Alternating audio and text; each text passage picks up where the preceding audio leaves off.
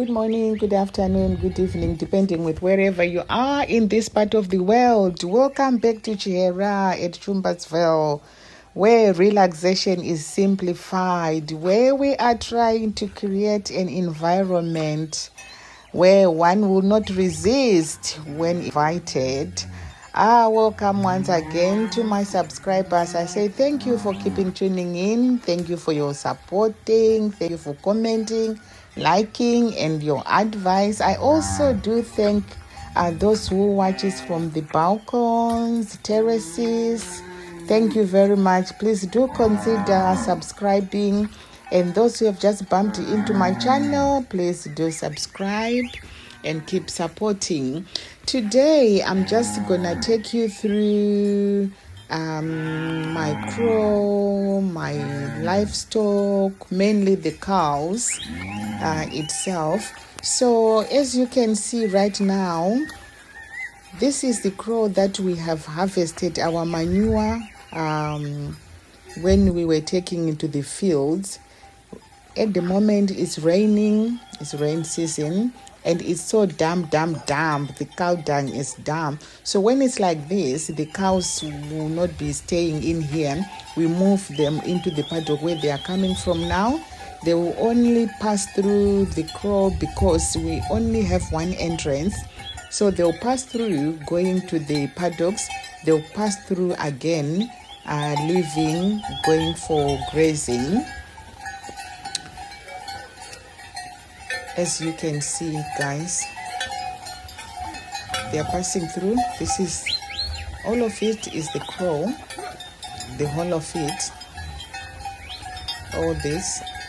So we're looking forward to harvesting manure again this year. When it's time to do so, this time we're going to try to do it on time. Because this year we were so late that we couldn't even finish collecting the manure.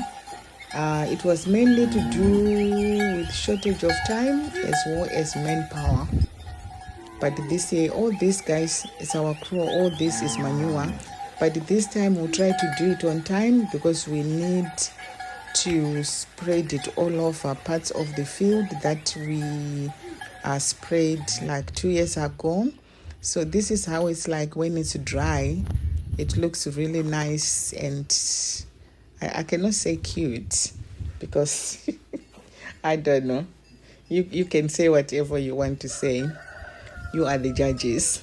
So yes, this is when it's dry.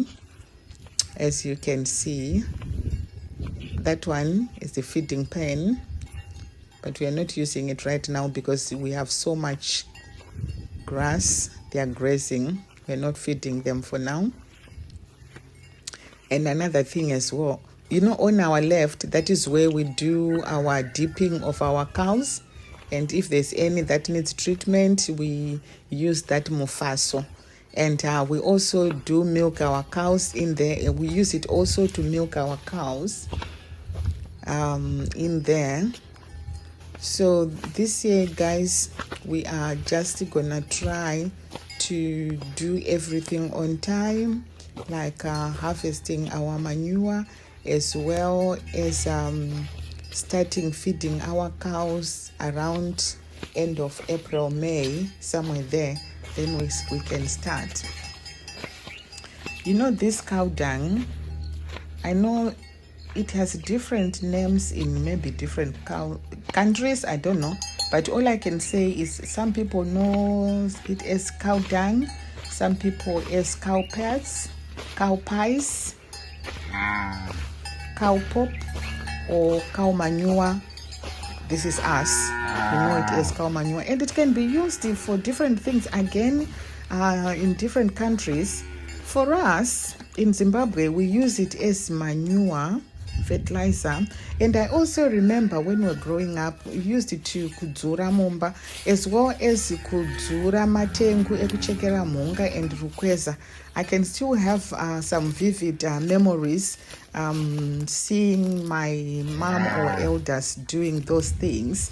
But some people, they use it as a traditional remedy, sustainable material, blue pottery, just for different things. At the end of the day, something, is for something in different parts of the world.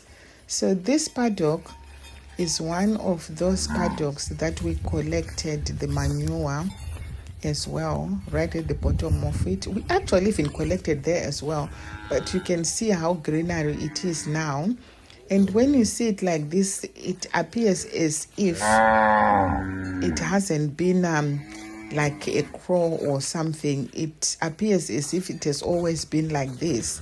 It was bare ground in winter. You know, during that time when we started collecting the manure, there was nothing in there, but this is what it is now.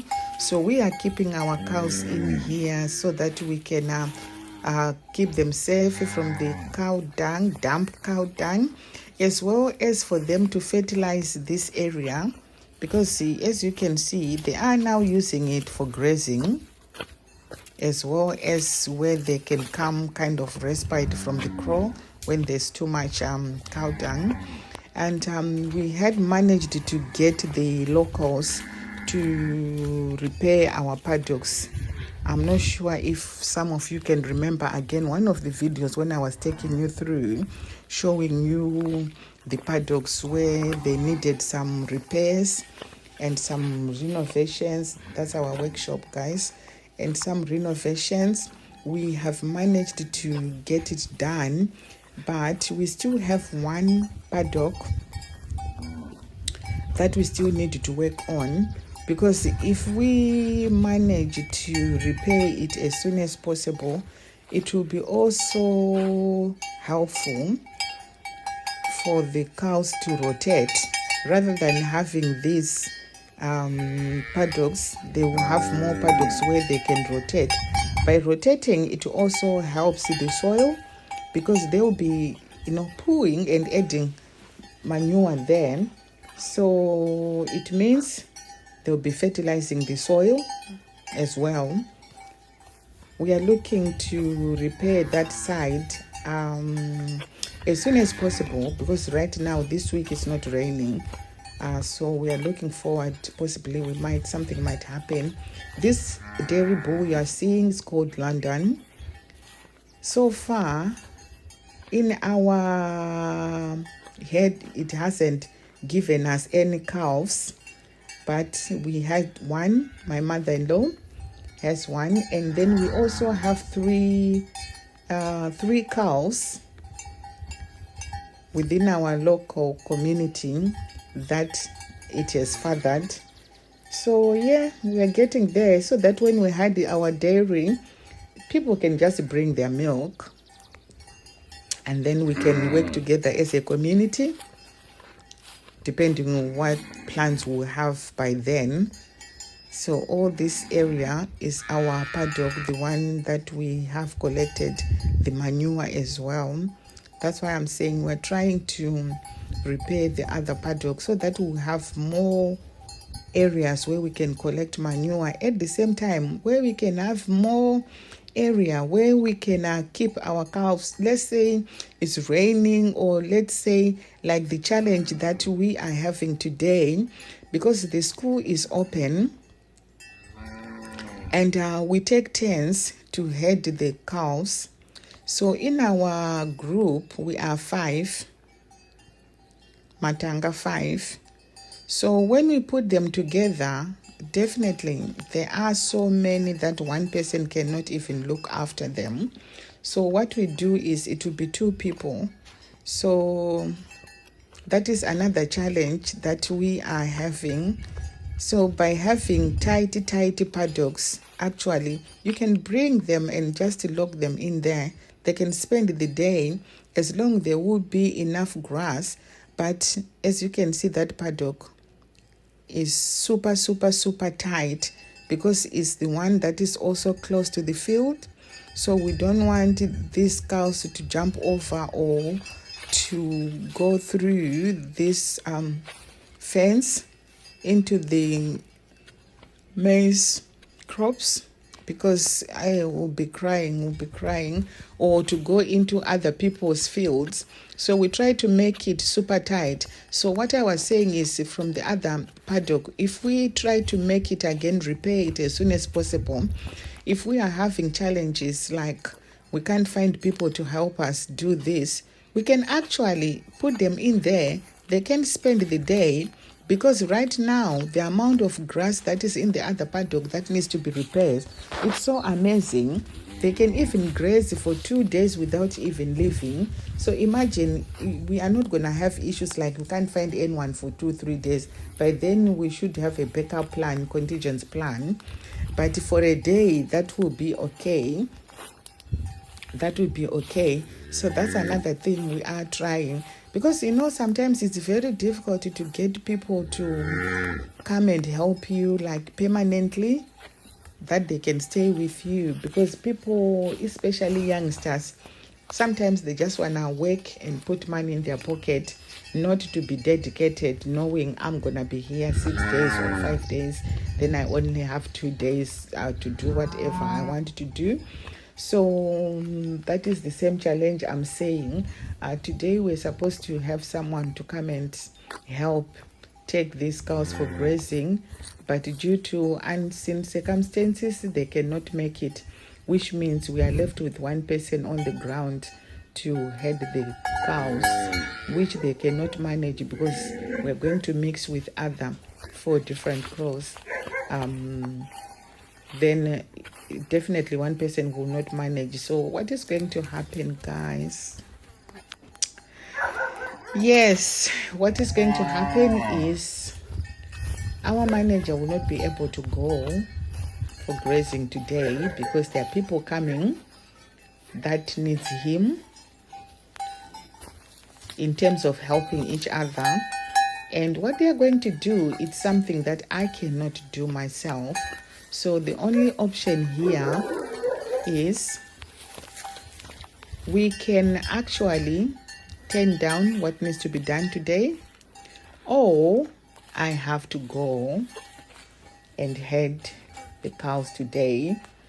So at the end, this is the best option because we cannot turn down anybody. We have so many things that we need to do, so many things that need to happen here at the homestead. Like I said before, I had promised and I thought I was going to post a video each day, but it didn't happen. It's not happening because there's so much happening. We are racing against the time in terms of weeding. We are also trying to replant or replow where the seeds didn't germinate well. So all these things need to be done, guys, and sometimes it can become overwhelming that I will be left with no time to do any editing or posting of the videos. So today I'm taking these guys out for grazing. They better behave themselves because me, I'm not ready to run around. That would be a very good day for my steps. Actually, maybe I can accumulate 30 or 40,000. We'll see how it goes.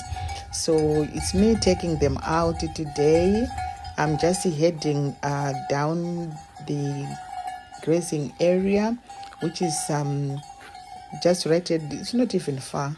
It's about 2 minutes walk, where we are going to collect the rest of the cows. That is where we meet. It's like our meeting area for whoever will be collecting, and it will be also our meeting area for whoever will be collecting in the evening when we come back, when they take their cows back to their homestead. So today it's me taking them for grazing, and here we are now. I am enjoying myself, guys. This is so therapeutic. I don't even know how best can I explain. Some of these things you just have to experience them yourself to see how it's like. I know it's not a cup of tea or a piece of cake for everyone, but for me personally, this is life. Rural life for me is the best. It is the best. I enjoy being in the rural, and I am enjoying seeing my cows grazing. And look, we have so much rains that now the river is flowing. We now have water, and just listening to the birds whistling and seeing, your cows grazing, the noise of the wind, the fresh air, is, the scenery as well. There is my colleague helping me today. And just the scenery itself, it's so mind relaxing, stress free. You don't even think of anything when I'm going through like this. This is the kind of life that I have been dreaming of when I was young. That when I grow up, I want to have my own farm. I want to have my own homestead where I'll have a fence right around the house. And the rest of my animals, I'll put them together, the sheep, the goats, the cows, the chickens, everything will be in that kind of a paddock where I can see them roaming around the house. Hey, Patichiwa, Shumbersville said, no, we can't have it like that. We can have it obviously close, we can have paddocks close to the house, but not exactly like how you want it, because otherwise if they fight, they can push the fence, or you leave them, they can just do something kumadziro. So we can't have it like that. So I said, it's okay, Chiwa, I'll listen at you. Shumbersville has talked. So yeah, we have them very close though. When I'm having a cup of tea, I can still see them. So that is good. So now you can see I am just enjoying. Some people were asking me, how is it like living in the rural area? Why then did you build in town and then leave your house, your crib, your mansion to go and live in the rural area? I said, guys, it is what it is. At the end of the day, it is what makes you happy. It doesn't matter, it's a mansion, it's a crib, it's a house, it's a what, it is where your mind is, where you feel very comfortable.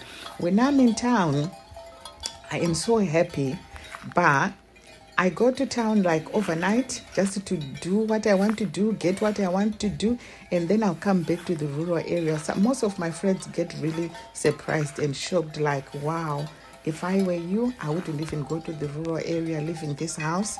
No, for me, my heart is in the rural area, guys. This is where I am, and I am enjoying myself.